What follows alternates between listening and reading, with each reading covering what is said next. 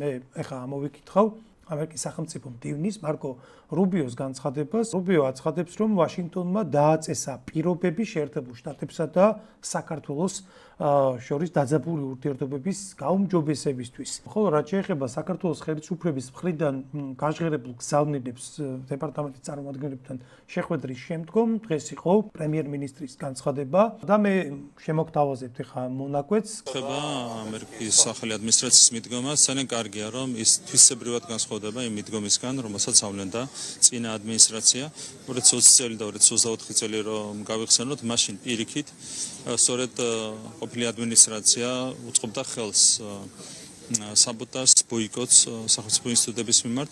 ახლა ხედავთ, რომ ეს მიდგომა არის შეცვლილი, რაც არის ძალიან მნიშვნელოვანი და ეს ყველაფერი გვაიმედებს, ჩვენ ეს ყველაფერი გვაძლევს ოპტიმიზმის საფუძველს იმასთან დაკავშირებით, რომ შევძლებთ, გადავხედოთ ჩვენს პარტნიორობას და აღვადგინოთ სტრატეგიული პარტნიორობა სუფთა ფურცლიდან და კონკრეტული გზამკვლევით, რასთან დაკავშირებითაც ჩვენ მხრიდან არაერთხელ გაკეთდა შეთავაზება. რაც ჩვენ ახლა მოვისმინეთ, ამას გარკვეული ანალიზი ჭირდება. რას ნიშნავს ეს და შეიძლება თუ არა მათ შორის ნიშნავთ ეს ვადამდელ არჩევნებსაც თუ სუფთა ფურცელზეა საუბარი. ნამდვილად ძალიან საინტერესო განცხადება იყო ბატონი მარკო რუბიოსი და ეს განცხადება მან გააკეთა პასუხის სახით კითხვაზე, რომელიც დასვა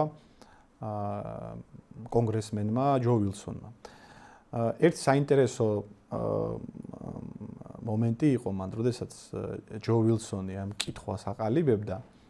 ეხლა ჩვენ ვიცით ხო, ეს ვილსონი ძალიან ნეგატიურად არის განწყობილი საქართველოს მთავრობისადმი. და თუმცა აი შინაარსი და კითხვის ფორმა და რა სიტყვები იყო გამოყენებული, იყო ძალიან საინტერესო. თუ მანამდე ვილსონი ამ მთავრობას ეძახდა რაღაც პრორუსულ მთავრობას, ეხლა ეს რუსეთის ფაქტორი საერთოდ არ იყო ნახსენები და აქცენტი კეთდებოდა ირანზე და ჩინეთზე. ანუ პროირანული მთავრობა. ტრაექტორია, ანუ აქამდე იყო ესე რუსეთთან ურთიერთობა აღიზიანებდა. ეხლა საერთოდ არ არის ნახსენები. საერთოდ რუსეთის საერთოდ ხსენებაშიც არ არის, ну რაც იმაზე მეტყველებს, რომ უბრალოდ ტრამპის პოლიტიკა არის უფრო კომპლემენტარული რუსეთისადმი და უფრო კონფრონტაციული ირანისადმი და ჩინეთისადმი და ცხადია ამ კონტექსტში არის ნაგულისხმევი ეს ქართული ოცნების რაღაც კავშირი ტრამპის ადმინისტრაციასთან მტრულად ყოფ ძალებთან. და აი ამას მე მოყვა პასუხი, რომელიც დიპლომატიურად იყო, კონკრეტიკის გარეშე, მაგრამ დიპლომატიური ენით იყო პასუხი გაცემული უკვე მარკო რუბიოს მხრიდან და იყო ძალიან მარტივი და რაზეც პრინციპში ჩვენ დიდი ხანია უკვე ვსაუბრობთ და ეს ჩანს უკვე, რომ ქართული ოცნება ინტენსიურად ცდილობს ქართული ოცნების ინიციატივით ამჟამინდელი ადმინისტრაციის დონალდ ტრამპის ადმინისტრაციასთან ურთიერთობების გადატვირთვას და დალაგებას რისი ნიშნები დიდი ხანია უკვე წელიწადზე მეტია, წელიწად ნახევარია უკვე ეს პროცესი მიმდინარეობს, თუმცა ჯერჯერობით ხელ მოსაჭიდი რაღაც კონკრეტული არაფერი არ ჩანდა დონალდ ტრამპის ადმინისტრაცია. პრინციპში ღიად არც მტრობდა ამ მთავრობას, თუმცა არც მაინც და მაინც რაღაც მეგობრულ საერთოდ აი იგნორის პოლიტიკა იყო. პრინციპში პოლიტიკა არც იყო. ხო, იგნორის პოლიტიკა იყო გატარებული, თუ მაგალითად ჯო ბაიდენის ადმინისტრაცია ბევრად უფრო მტრულად იყო განწყობილი, ბევრად უფრო კონკრეტული იყო და მათ შორის ლიბერალურ ოპოზიციასთან, პროდასალურ ოპოზიციასთან ძალიან აქტიურ მჭიდრო ურთიერთობებში იყო და ხშირად კოორდინაციაც კი იყო მათთან.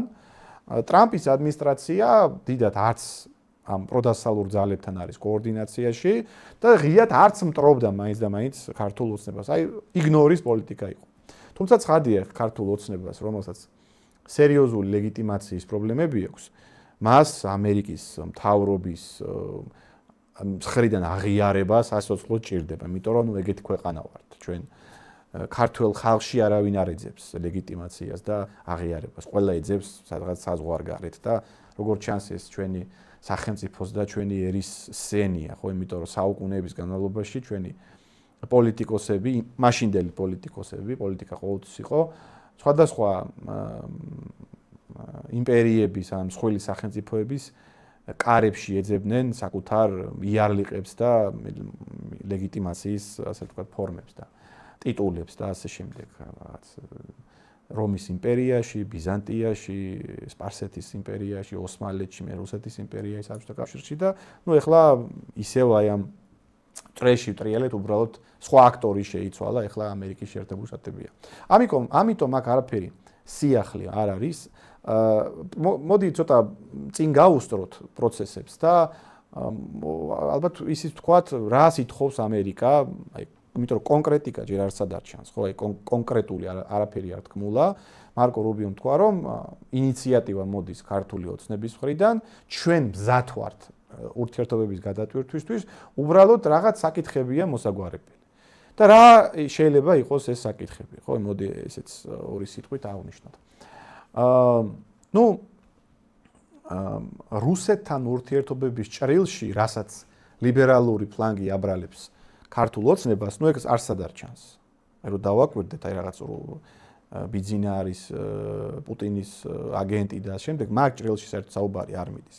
უფრო აქცენტი კეთდება ჩინეთზე და აქცენტი კეთდება ირანზე, რომ თითქოს და საქართველოს რაღაცა ირანის სანქციების გვერდის ავლის რაღაც მარშრუტებს ერთ-ერთი მარშრუტია და ეს არის პრობლემატური. ვილსონმა ყოველ შემთხვევაში ეგ თქვა. შეიძლება ეს იყოს ერთ-ერთი მოთხოვნა ეს იყოს, რომ საქართველოს რაღაცა ცოტა ურთიერთობების კორექტირება მოახდინოს ამერიკელების სასარგებლოდ ირანთან, იმიტომ რომ ეხლა ფოკუსი ტრამპის ადმინისტრაციისთვის არის ირანი. მე მესმის რომ ეხლა ვიღაცას უნდა რომ რუსეთი იყოს ტრამპის ფოკუსში, მაგრამ სამწუხაროდ რუსეთი ნაკლებად აინტერესებს ტრამპს. პირიქით რუსეთთან ურთიერთობების გადატვირთვას ცდილობს. ფაქტია, რომ ამ განცხადებაში რაც აქამდე ისმოდა ზოგადად დასავლეთიდან ოცნების მიმართ პრეტენზია, რომ პრორუსულები ხო არ ახართ, აქ საერთოდ არ არა, არც იყო ნახსა. ეხლა არის ფოკუსი ირანზე გასაკეთებელი და ჩინეთთან უფრო ნაკლებად, უფრო მკვეთრად და ისე უფრო კონკრეტულად ჩანს ირანთან პრობლემები. რამდენად მართალია ეს პრეტენზიები, ამაზე ჩვენ შეიძლება ვიდაოთ, შეიძლება არ იყოს თლად ისე სიტუაცია, როგორც ისინი ხატავენ, რომ რაღაც საქართველოს ირანს რაღაცით ეხმარება, რით შეიძლება ჩვენ დავეხმაროთ ირანს, არ ვიცი, რით. არც საზღვრები. ერთადერთი, აი, რასაც რუსეთის შემთხვევაში რო გვაბრალებდნენ, რომ ეხმარებით, არის რომ ვაჭრობთ ირანთან. აი, თქვა რაღაცა შემოგვაქვს ირანიდან პროდუქცია, ვყიდულობთ რაღაცას. ხო, კი ბატონო, ეგრე ძალიან ბევრი ქვეყანა ვაჭრობს ირანთან და რა ვიცი, აი, სომხეთი ვაჭრობს მაგალითად ირანთან, რომელთანაც უფრო კარგი ურთიერთობა აქვს ტრამპის ადმინისტრაციას, ვიდრე საქართველოსთან. შესაბამისად, მე უფრო მგონია, რომ აქ აქცენტი უფრო გაკეთდება შიდა პოლიტიკურ პროცესებზე. კერძოდ კი ამერიკელებს ახლა რაც არ უნდა ადმინისტრაცია შეიცვალოს, რაც არ უნდა სხვა მსოფლმხედველობის ხალხი მოვიდეს თეთ სახლში, ამერიკას ისევე როგორც ნებისმიერ ქვეყანას, მით უმეტეს სუპერ სახელმწიფოს აქვს მუდმივი გეოპოლიტიკური ინტერესები, რომელიც დიდწილად არ არის დამოკიდებული რაღაც იდეოლოგიურ ქვეტექსტზე. არის საბაზისო გეოპოლიტიკური, გეოსტრატეგიული ინტერესები, რომელიც აქტუალურია, ვინც არ უნდა მოვიდეს მთავრობაში, კომუნისტი იქნება, დემოკრატი იქნება თუ რაღაცა, რა ვიცი მე, კონსერვატორი, არსებობს რაღაცა გეოპოლიტიკური პოსტულატები, რომელიც დროში და სივრცეში ყოველთვის აქტუალურია და მისი ამ ინტერესების გათვალისწინება ან დაცვა ყველა მთავრობის შემთხვევაში საჭიროა. ამ შემთხვევაში საქართველოში არსებობს, მოდი ასე ვთქვათ, ამერიკისადმი ძალიან პოზიტიურად განწყობილი ხალხი, რბილად რომ ვთქვათ, აი არსებობს ხალხი, რომელსაც ამერიკა უფრო უყვარს ვიდრე საქართველო. და ეს ხალხი არის მათ შორის პოლიტიკაში. ეს ხალხი დღევანდელი მოცემულობით არსად არ არის წარმოდგენილი. იმიტომ რომ ამ ხალხმა წინა ადმინისტრაციის, ამერიკის ადმინისტრაციის მოთხოვნით თუ რეკომენდაციით მთლიანად ბოიკოტი გამოუცხადა პოლიტიკურ პროცესებს, არ შევიდა პარლამენტში, ადგილობრივ არჩევნებში არ მიიღო მონაწილეობა და თამაშგარე მდგომარეობაშია. აი კოლექტიურ გვარამია, რომელიც წინამდვილეში, აი რომ ვთქვათ, აი ამერიკის უფრო პატრიოტია ვიდრე საქართველოს პატრიოტი, ცხადია გვარამიას ურჩევნია, რომ მისნაირი ლიბერალი იყოს მათ შორის თეთ სახლში, მაგრამ თუ ეხა კონსერვატორი პრეზიდენტია, ნუ რას უზავ, მაინც ამერიკა ადმინისტრაციისგან დიქტატურაზე ცვალს დახუჭებს. კი, ყოველ შემთხვევაში არა, ხედავს როგორც გარდამავალ. ვინც არ უნდა იყოს ამერიკის მთავრობაში, კონსერვატორი იქნება თუ რაღაცა რესპუბლიკელი. კოლექტიური ჩერგოლეიშვილი და ბოკევიჩი. რა თქმა უნდა, ჩერგოლეიშვილს და გვარამიას ურჩევნია რომ მისნაირი ლიბერალი იყოს, აი როგორიც იყო მაგალითად ჯო ბაიდენის ადმინისტრაცია, მთელი გულით გულშემატკივრობდნენ ქამალა ხარის, მაგრამ ნუ რას ვიზავთ ახლა ამერიკის პროცესებზე, ესენი ვერ ახდენენ გავლენას და მოვიდა ჩვენნაირი კონსერვატორი ტრამპი. თუმცა ნუ მაინც ამერიკა, ხო, ამიტომ ამერიკა უფრო უყვარს ამ ხალხს, ვიდრე საქართველოს შესაბამისად. ეს მათ შორის იციან ამერიკაშიც. შეიძლება გულზე არ ეხატებოდეს ახლა ვიღაც კონსერვატორ პოლიტიკოს აქაური ლიბერალური ფლანგი, იმიტომ რომ ეს ხალხი თავიდან ბოლომდე ლიბერალური კრეატურა, ხო, სოროსის ფონდებში, USAID-ის მიერ შექმნილი ხალხია, მათი გრანტებით და მათი რბილი ძალის soft power-ის ადეპტები არიან. მიუხედავად იმისა, რომ აი ამ ფონდებს ტრამპი თვითონ ამერიკაში შლის და აუქმებს, აი USAID მაგალითად გააუქმა საერთოდ. ამის მიუხედავად იცის, რომ ნუ სადღაც გვარამია საწავა, ხო, ეხ გვარამია მაინც ამერიკის მიმართ კეთილგანწყობილი და ამერიკის ჭკუაზე მაინც ყოველთვის ივლის. ამიტომ ცხადია ტრამპის ადმინისტრაციის გეოპოლიტიკური ამოცანაა რაღაცა ქვეყანაში ყავდეს თავისი დასაყრდენი. ისეთი დასაყრდენი, რომელიც გავლენას ახდენს პოლიტიკურ პროცესებზე. ეს ბუნებრივი ინტერესია, აი ჩვენი თავი რო წარმოვიდგინოთ ახლა ტრამპის ადგილას. რაღაცა ქვეყანაა, სადაც იყო დრო საერთოდ შენზე მზე ამოსდიოდათ, რაღაც შენი პრეზიდენტი თუ ჩავიდოდა იქ გაგიჟდებოდა პოლიტიკური კლასი და რაღაც მათ შორის მზად იყო რომ თავი გაეწირა და რაღაც სუიციდალურ ომებში მიიღო მონაწილეობა მარტო შენი ჩასვლის ფაქტით ეს უკვე საკმარისი იყო მათთვის რომ შენს გამო რაღაცები ექნათ ძალიან დიდი ნაწილია პოლიტიკური სპექტრის, რომელსაც შენს მიმართ აქვს რაღაც კვაზი რელიგიური დამოკიდებულება, მზად არის შენ გემონოს, მზად არის საკუთარი ქვეყნის ნაციონალური ინტერესები გვერდზე გადადოს შენ სასარგებლოდ. სულ რომ ისინი ლიბერალები იყონ, LGBT აქტივისტები იყონ, აი რასაც შენ არ ეთანხმები ამერიკაში.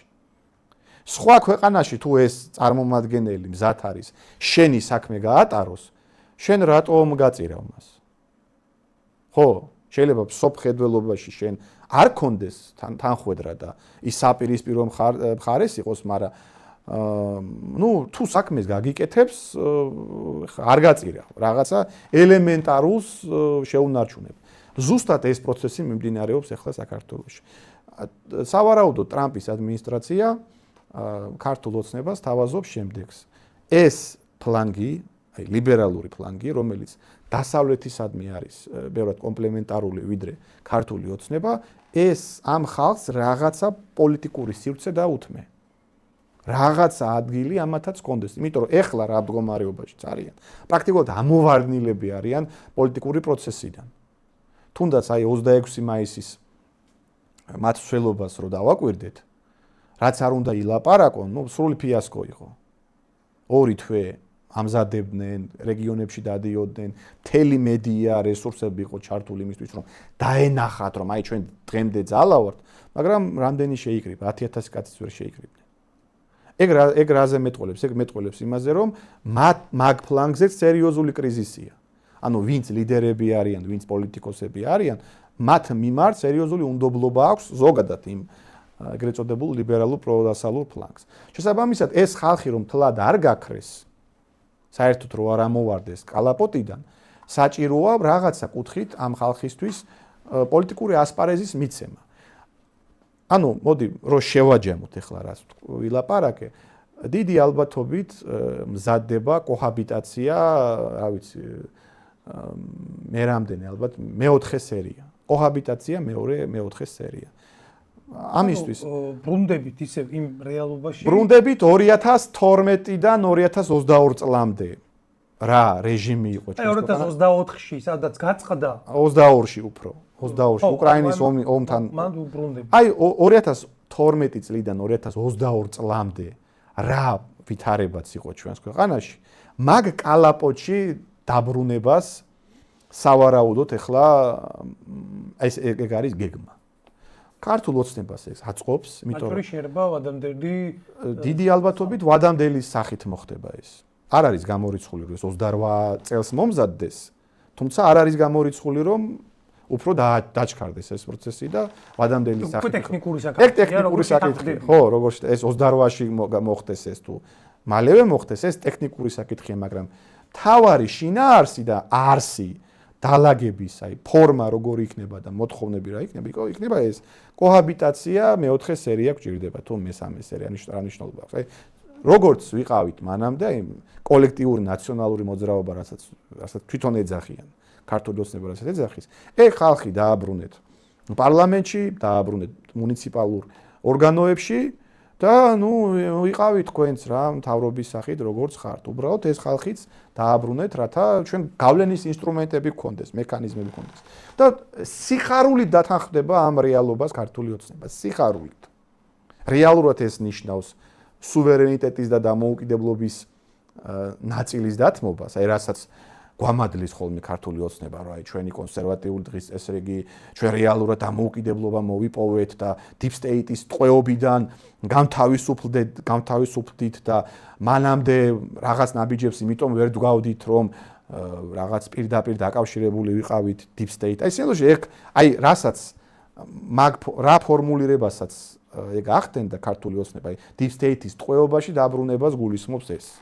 აი მათივე სიტყვებით რომ ეს საკითხი და პროცესი შევაფასოთ.